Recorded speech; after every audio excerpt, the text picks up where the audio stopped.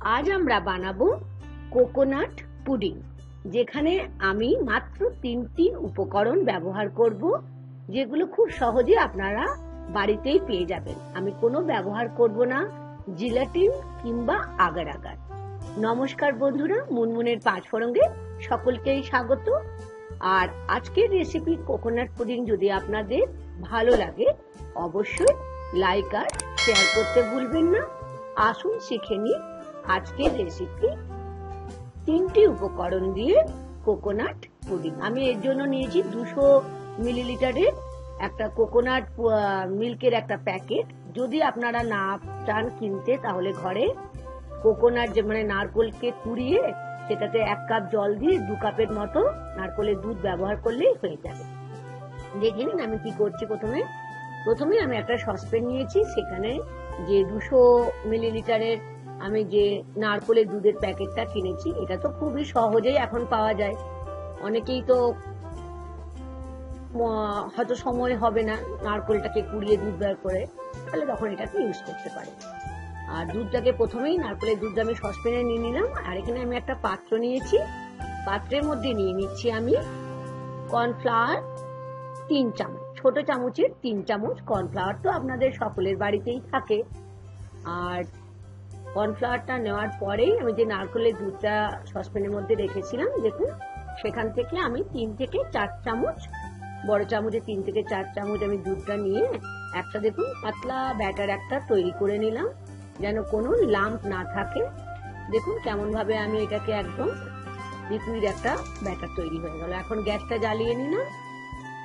নারকেলের যে দুধটা ছিল, সেই দুধটা সসপ্যানে যে দুধটা ছিল সেটা বসিয়ে দিলাম লো টু মিডিয়াম ফ্লেমে। প্রথমে একটুখানি আমি দেখুন নারকেলের দুধ একটু ফুটিয়ে নিচ্ছি। আর এখন দিয়ে দিলাম 1/2 কাপের মতো চিনি। যেহেতু আমি 200 মিলিলিটারের নিয়েছি, মানে 2 কাপ যদি আপনারা নারকেলের দুধ নেন, তাহলে 1/2 কাপের মতো চিনি নেবেন।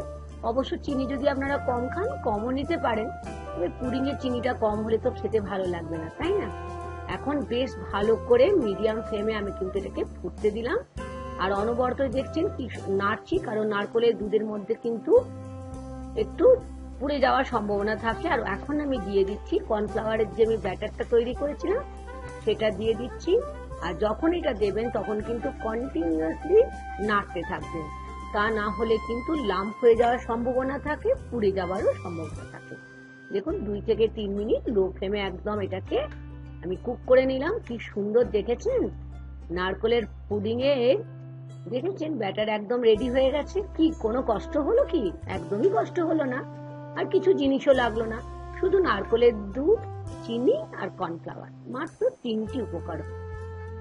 এখন দেখুন ঠিক এরকম যখন কনসিস্টেন্সিটা হয়ে যাবে, তখন আমরা গ্যাস ওভেনটা বন্ধ করে ঠান্ডা করতে দেবো। আর আমি এখানে একটা মোল্ড নিয়েছি, সেটাকে একটু ঘি দিয়ে গ্রিস করেছি। আপনাদের কাছে না থাকলে এরকম কাঁচের কোনো বাটিও নিতে পারেন, তবে অবশ্যই গ্রিস করে নেবেন।